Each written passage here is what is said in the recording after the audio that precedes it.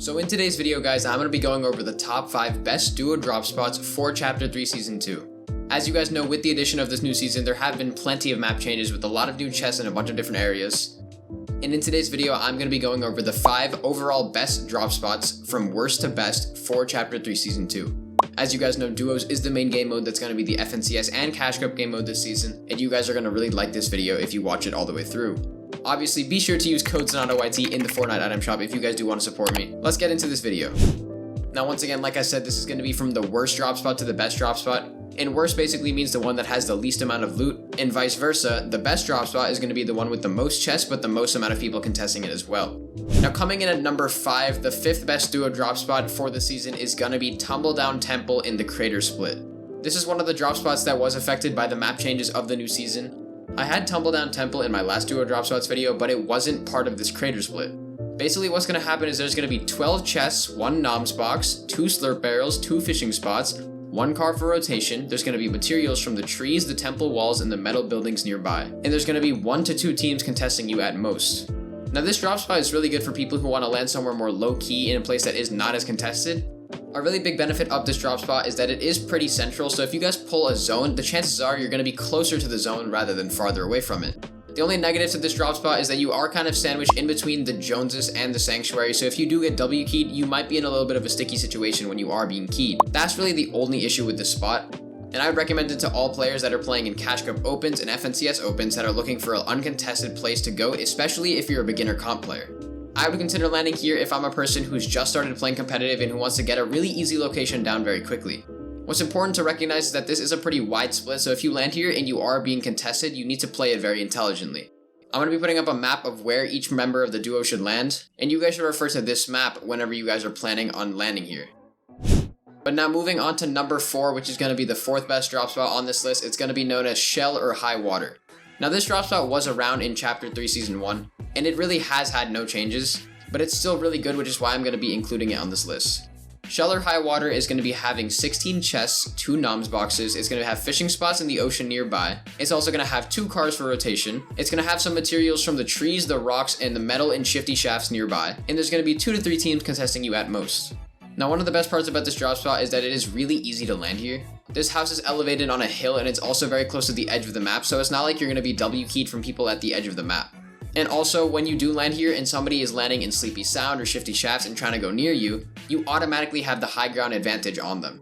So if you are W keyed by anybody from any POI, chances are you're going to be winning your fight just due to the high ground advantage.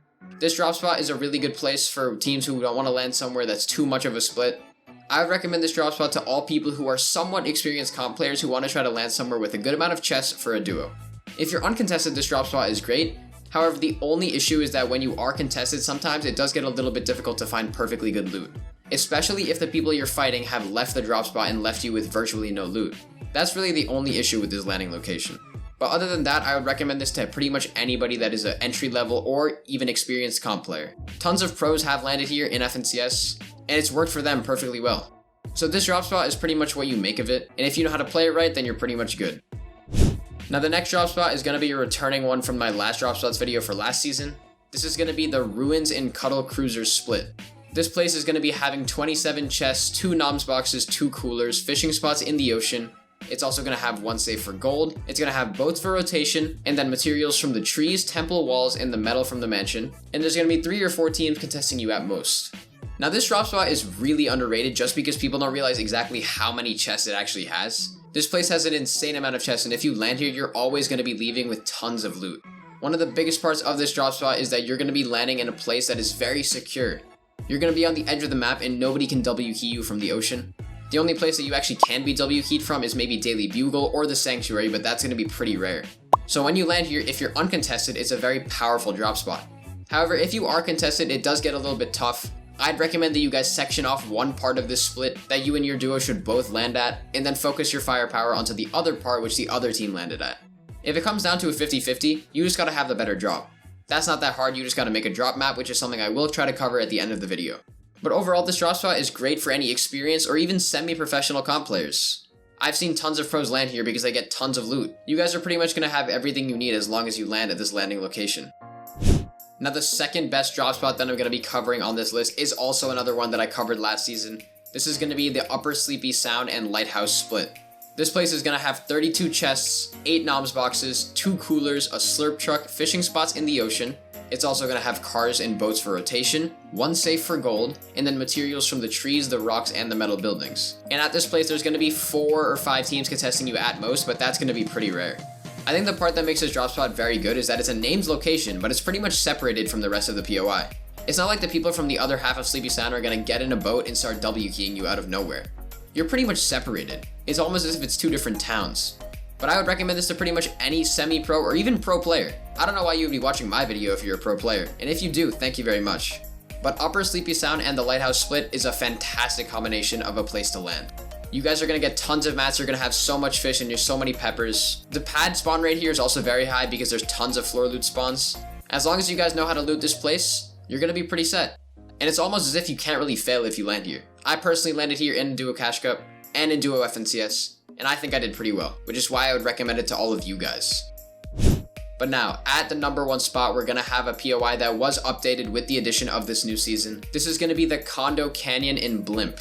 This place is going to have 41 chests. I may have miscounted, so you guys can check that for yourself, but it's definitely over 40. It's also going to have 4 henchman crates, 10 plus noms boxes. It's going to have 5 ice boxes, 5 vending machines, fishing spots in the river and the ocean. It's going to have 10 plus cars for rotation, 5 safes for gold, and then materials from the cacti, the desert rocks, and the metal buildings nearby. However, at this POI, the only downside is that there's going to be around 5 to 7 teams contesting you, which is quite a big amount. That's almost 14 people if all 7 contest you. But I think the best part of this drop spot is just genuinely the loot. People actually seem to forget how overpowered Condo Canyon actually is. This place is insane. And because it's on the edge of the map, you guys shouldn't expect too much congestion. You shouldn't expect something like you would see if you landed Tilted Towers or Covert Cavern. But one of the best things about this POI is just the loot. You're going to have a free rotation because there are rifts nearby if you do need to use them. But if you are contested, you just need to make sure that you land here enough to win off spawn. Just get the better loot and be the better off spawn fighter. It shouldn't really be that hard as long as you guys master it. And as you guys know, practice makes perfect, so consider landing here in all of your arena games, all of your scrim games, and pretty much everything you play. You should really study this drop spot and make it yours. Not to mention, in the new Blimp, there's tons of metal that you guys can farm there, which is one of the most impressive things for any drop spot on this map right now. Before I close the video, I just do want to review one small thing. You guys obviously can purchase drop maps for any of these POIs from these Twitter accounts that I have listed up on screen. I did cover this in my solo drop spots video if you guys didn't see that, but it's really important that you guys know exactly how to drop here. If you're able to do so, then you should be pretty much good. So consider purchasing those drop maps from these Twitter accounts, and you guys will be pretty set. In duos, it's very important that you have the best drop, and that's the best way to do so. But anyways guys, that is the video on the top 5 duo drop spots for Chapter 3 Season 2. If you guys did enjoy this video, please consider dropping a like and subscribing to the channel down below. Please get ready for a big revamp in content coming up soon. I'm going to be making a lot of helpful content and you guys definitely do need to stick around. I'm going to be making tons of guides for how you guys can get better at the game. Not just for the beginner level players, but also for the high level players. But that's about it for this video guys. Be sure to like and subscribe to the channel, and I will see you all in the next video. Bye guys.